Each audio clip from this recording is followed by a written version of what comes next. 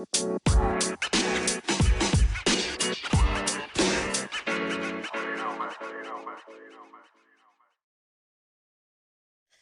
morning. 6:44 a.m. Let's get into it. This assessing your life balance. We did financial balance, physical balance, intellectual balance, in that order. Now we're doing emotional. If you're coloring it in, it's in the color of red. Numbers 19 through 24. So let me read through some of those. I'm hoping my receiver here for my Bluetooth mic will not disconnect as I'm moving my phone so I can read it closer to my face. Number 19, when we're talking about emotional balance, I have a sense of control in my life and am able to adapt to change. So, for people to have a sense of control in their lives, you know, excuse me, I think, it's best to have some kind of routine, you know, but, if something isn't, part of the mundane schedule, like you're able to adapt to it, without like necessarily like losing your cool or like, letting, how people say letting your emotions get the best of you. Um, for me, I know that it really depends on what I've got going on and what it is that changes.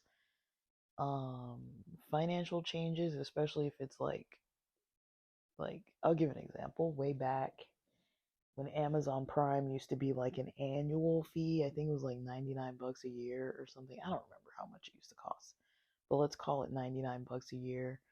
And mine would come out usually after Christmas but before the new year or something like that. Or maybe it was like right before New Year's Eve. Maybe it was the same for everybody. I don't remember, but this was like before they would do that monthly 16 something dollars a month. It was every year you would get charged, but you could get the refund. But I remember that like probably 2 years or 3 years, maybe 2 years, I remember in a row, I got that charge because I had forgotten, like, oh, Amazon Prime is going to charge me. And I got this charge, and I was like, man, like, that's a lot of money at once, to just be missing $99 all of a sudden and near the holidays and everything. Like, I remember being able to get a refund. I don't remember how long it took.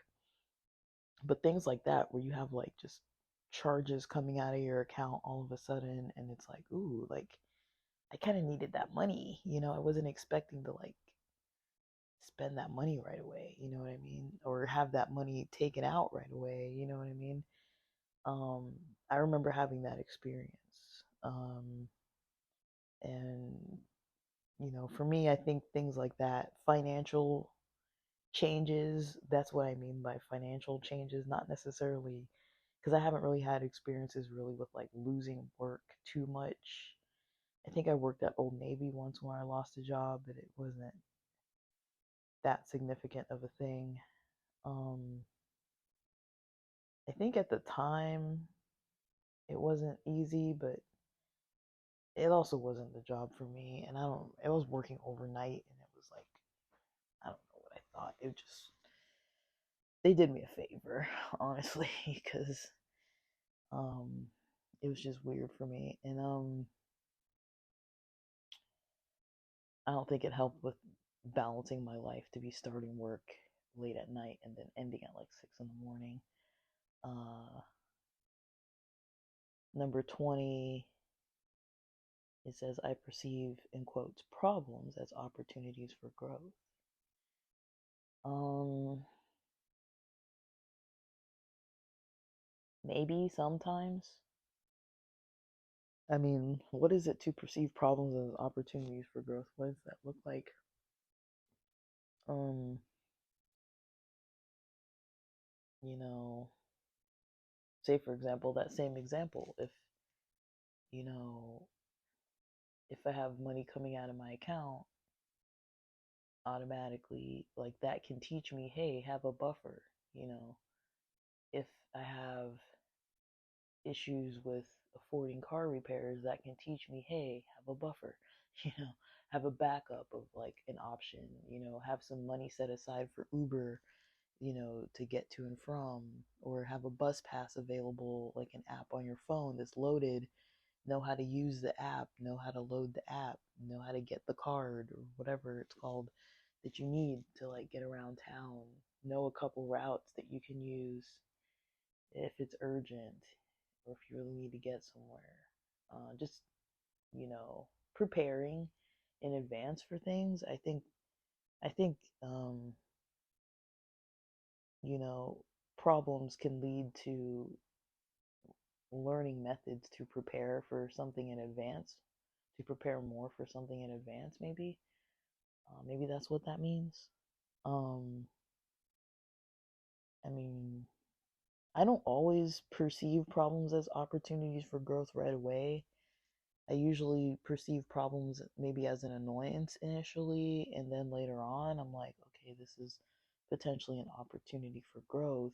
Maybe when I'm reflecting on it, I might see that, but I might not reflect on it right away, or I might not wait. I might wait to reflect on it. Um, or it might come up later when I'm like reflecting, and like it might come up later in life, like weeks or months or years after an event has happened. I'll like be ready to like tackle it and learn from it. I don't know if I have like an active process of learning from things all the time. I mean, I journal sometimes, either written or typed. I podcast. I do skip days, like you guys have noticed. I do skip days. I don't do it every single day, but it is a way of kind of like challenging my thoughts because sometimes I don't always script it. I really don't script a lot of things. I like these types of worksheets that have like prompts, or books that have like ideas that are like prompts, especially because I'm usually recording this stuff at like 5 something, 6 something, 7 something in the morning when I'm like I try to record before breakfast.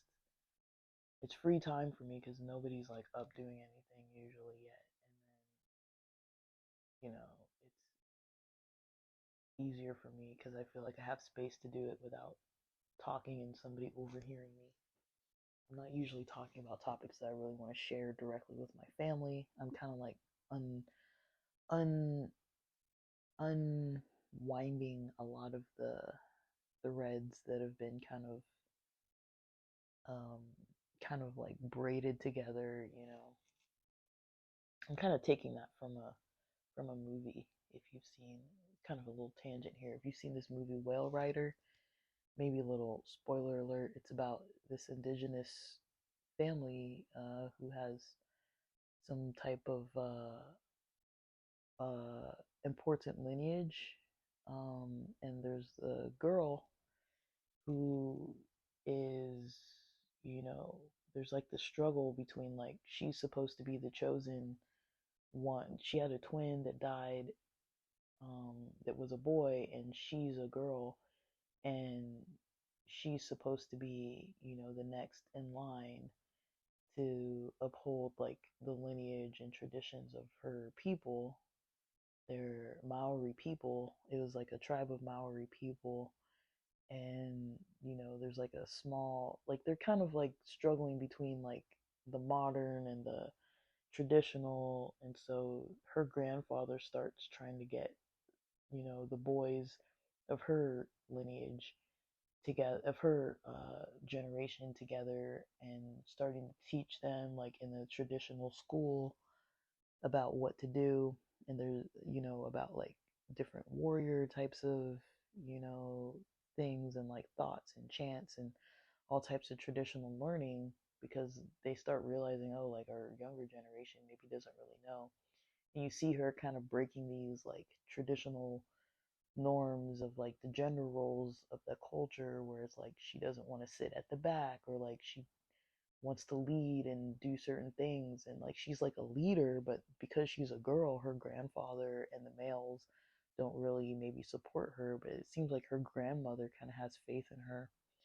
um I'm not gonna ruin the whole movie, but there's a part in there that says like where the grandfather's teaching her like when she asks a question like where do we come from, and there's like this traditional story that they came from a whale, and there's this ancient one of their ancient forefathers, I think his name was Pakea, rode on a whale from Hawaii, um, and came to that land, and um,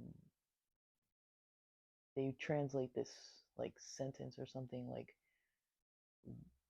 I don't remember exactly how it goes, but it's like wind together the threads of Pakea or something like that, talking about like the lineage of like all these all these little threads in this rope, kind of like he tells her look at it closely, and it's like what do you see, like all these little threads in a rope that make one rope, it's all these little threads, and he's like wind together the threads, you know um it's kind of like your lineage is strong because of all the little pieces of threads that are wound together. um but yeah, like I was just saying that kind of like it has nothing to do really with the movie, but I didn't make that idea up, but it kind of seems like similar when I'm thinking about how my mind is like working with things. It's kind of like like instead of winding together everything, it's like unwinding everything and just kind of picking things apart, you know, um trying to like challenge a lot of stuff that's kind of going on lately that I'm kind of noticing that I'm like, I don't really gel with this, or this doesn't really work for me. Trying to kind of figure out like what are the best routes for myself without somebody maybe telling me do this or do that. And so that's kind of something I've been dealing with lately, which is very energy consuming, but I wouldn't call it fully negative. Um, Number 21, I am able to comfort or console myself when I am troubled. So when something comes up that's not easy to deal with, are you able to, find a method to, you know, help yourself feel better? I would say in a healthy way, because there are ways that people help themselves feel better that might not be that healthy. Like binge drinking is maybe not the best idea, or going and doing something that, you know, feels makes you feel worse um in the long run. For myself, like I think I am able to comfort or console myself, but I do kind of notice sometimes I'll delay it. It's like, oh, I know if I do this, I'll feel better. If I go work out, I'll feel better. If I go read from a certain book, or like, just watch, like, even like sit around for like an hour, listen to some ASMR, maybe go play some music, write a little music, do a little bit, I have a lot of like a list of things I can do that usually make you feel a whole lot better. Um, but will I do them on the spot, or will I just sit and brood, or will I even remember? Because sometimes I'll be like in a mood and I'll be like, maybe I need to kind of, I'll remind myself maybe half the day later, I'll be like, oh yeah, I probably should have just like gone to the gym, or I probably should just, you know, do this or do that. And I won't even think of it because I'll be so like in my head about whatever is going on, or so like emotionally kind of like consumed by like whatever it is that's going on, that I'll forget like, oh, like this works for that, so why don't I just go do this, you know? And I'll sometimes forget. Um, I'll either forget or I'll know and I'll delay it. And then other times I'm like in a space where I'll just act on what I know is going to help right away because I'm like, I got stuff to do. I don't have I don't want to be dealing with this longer than I need to be. And my mind will just click like, okay, if this, then that, if this is going on, go do that. You'll feel better. And then you can get on with your day at it'll be like, okay, by 3 p.m., you'll be back on track, after you take this break and go do this stuff for yourself and then go get done, go finish what you need to go finish. Um, so it really kind of depends. Sometimes I'm on top of it. Sometimes I don't even notice it. It doesn't really click for me that like, oh, like I need to practice some certain things so that I'll feel better. And then other times I'll just jump in, or I'll delay it. Like I'll know that I should go do these other things, but maybe I want to sit with it. Maybe I want to process it more. Maybe I want to feel it. You know, maybe I want to like experience the negative feeling of whatever's going on and feel pain or feel discomfort.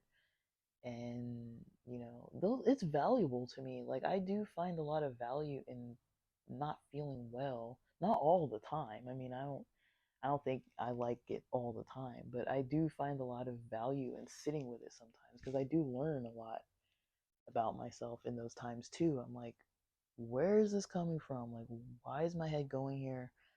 Like, what led to this? Like, is it something that's just naturally coming up because I'm like hungry and I just, I'm late on a meal, or maybe I didn't eat enough calories? That's a big one for me. Like, I don't tend to undereat. I don't know what the word is. I don't tend to like consume too little calories. That's not something that's normal for me, really.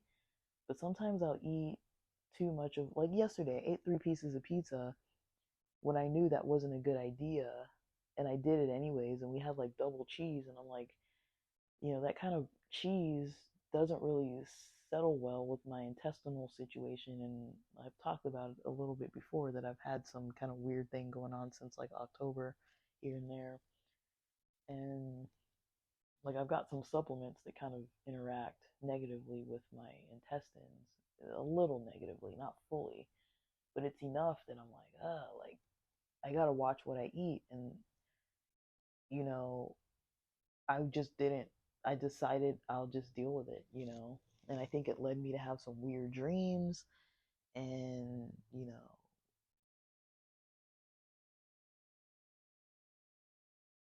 I could probably feel better if I would have made a little different choices there.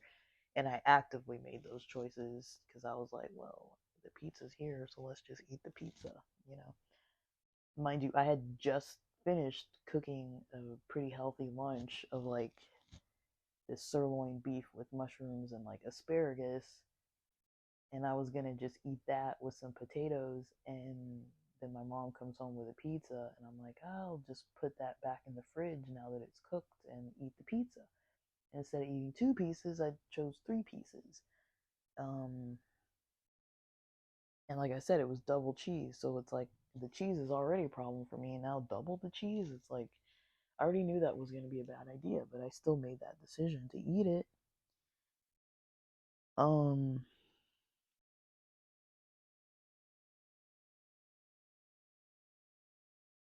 but things like that, just kind of making decisions where it's like sometimes I'll make decisions that I know aren't like the best of decisions. And it's like, yeah, eating stuff like that and feeling all weird, it's not going to make me, have like the best energy for the night or the next day. Or, sometimes I'll maybe go too long where I'm like, okay, I need to have lunch on time. And then I'll start feeling kind of like a little low on energy or a little low on motivation. And then in my head, I'm like, I'll push my lunch back to like 90 minutes. And then I start wondering, like, man, why is my energy tanking? It's like, yeah, because you pushed your lunch back 90 minutes. That's why. It's like, I just sometimes alter my own schedule or alter my own plans. And that kind of makes me feel a certain way. It's like, I, it's, it's almost like in some ways I haven't really fully gotten it down to like making the right decision and planning it through and being like, okay, if I do this, then that's gonna happen. Like sitting and thinking it through. It's like I know that like the thought crosses my mind, and but I'm still a little bit like, okay, I don't really, I'll just ignore the consequence, the potential consequence of it, because I kind of know that I'll be able to deal with the consequence of it. And so, I think I could have a lot more better days if I, just kind of paid a little more attention to that. Like, hey, if you do this, that's going to happen. So maybe don't do it, you know? Or if you don't do this, this is going to happen. So maybe do it, and like, but I just sometimes don't. Sometimes I'm like, oh, I know I'm not going to sleep well if I don't take any melatonin because I had so much caffeine. And then I'll just be like, I just won't take any melatonin anyways and just deal with it. And then I won't sleep well. And then I'll wake up the next day and be like, oh, I didn't sleep well. And I knew I wasn't going to sleep well, but I didn't take the melatonin anyways when I had that caffeine. And it's like, I just, like, I consciously make the decision to avoid it. And it's like, and I'll deal with it the next day or whatever. So it's like, I could be better at making like those kind of choices and paying more attention to what I need to do. I'm getting better with it, like I am, but it's kind of like weird because it's like, it's not like I forget. It's not like I forget to do things. I just actively avoid doing them sometimes. And it's kind of like, I don't think I'm very attached to misery, but I do think there's something with that that's like a little strange. I'm like, I think I could adjust that and things, my days would be a lot better. I'd have a lot more better hours of every day, like an increased amount of like improvement in multiple hours of my days, less setbacks in my weeks, you know, just little things, little things. Um, but I know it and I'm pretty aware of it now. It's just more like making the decision to do it, uh, trying to get like more and more distant from those impulsive decisions. Like I still kind of make the impulsive decision, I guess, even though I'm like I still make the impulsive decision even when I know that I've like kind of slightly briefly talked myself through what's the consequence going to be for this, you know. But I know that I can deal with it. I know that if I feel groggy, I can deal with that later. I know if I feel, sleep deprived, I can deal with that later. I know if I feel, you know, certain things, I know that if I feel a certain way, I know I can deal with it. Um, but it doesn't have to be that way. Like I'm identifying a lot of places where I'm like, even in the last few days, where I was like, well, it's not like I did it on accident. I kind of purposely made that choice. Um, just because maybe it seemed like the easiest choice at the time, um, or it seemed simple to just not do it. Who knows why? I'll have to work through that, like why I've done that or why I've made those decisions instead of the better decision. Why have I made the weird decision? Um, and number 22, I have a sense of fun and can laugh at myself. It depends on the day. Um, I like humor. I like joking about stuff and playing with words and playing with weird ideas. I mean, I joke with friends about all kinds of weird stuff that I wouldn't joke about with people that I don't know, but we can kind of laugh at like racist headlines and like dive into it and just be like, this is a stupid concept. Like, why would this person do this racist, stupid thing? And just kind of like laugh at things, or laugh at like experiences, or, laugh at things. I can laugh at things I do or say. It kind of depends. It can be mood based. Like sometimes I can forget to laugh. But even like the stuff I just said, where I'm like, yeah, I make these weird decisions sometimes. I'm like, I can laugh at that. And like, why would I eat that pizza yesterday when I literally had just finished cooking a hot meal that I wanted, that was savory and delicious looking and was better? Like, why would I choose to take the unhealthy meal over the meal that literally was just cooked hot off the stove and choose to put that back in the fridge so I can microwave it and eat it later when it's not even as fresh as it was? Like, that's what I'm going to eat for breakfast. is like beef and asparagus and mushrooms. Um, but why wouldn't I have eaten that for lunch when it was hot off the stove, and I wanted to eat it? It's like, is that not funny and strange? It's like, you know, um,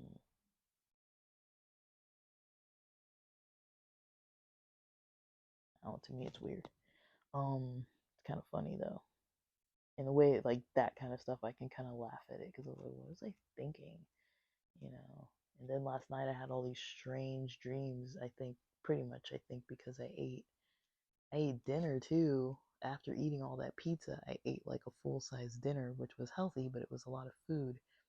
It was turkey and green beans and mashed potatoes and sweet potatoes with a little bit of gravy and some kind of like pepper seasoning from Sprouts, pre-made good stuff. Um, it tasted really well. I enjoyed it, but that was a lot after eating 3 slices of pizza and a breakfast. I think for breakfast I had a piece of toast with butter. I had 2 eggs over medium, a little bit of kimchi, like maybe about a half an avocado. I think that's what I had for breakfast yesterday, and a little bit of yerba mate in the morning. So breakfast went well, dinner went well. It was probably too much calories, and considering what I had for lunch.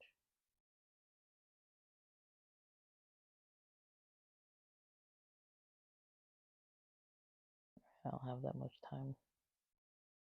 All right, so 23. Others would describe me as emotionally stable. Maybe more so now than before. Like I've had issues with irritability. In the recent past, it was pretty bad, and then before it was just like usually like after work. 24, I believe I am responsible for my feelings and how I express them. Absolutely, absolutely.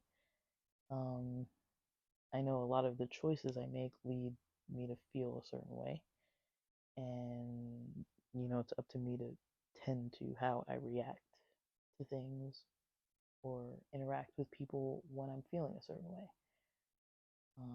To be aware of it, to notice it, to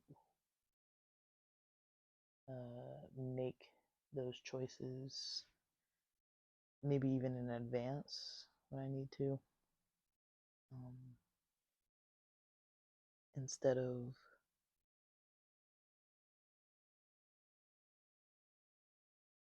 waiting or sitting on things for too long. Mm, yeah, well, somebody's up and awake, so I don't really want to talk too much anymore, but that's it for now.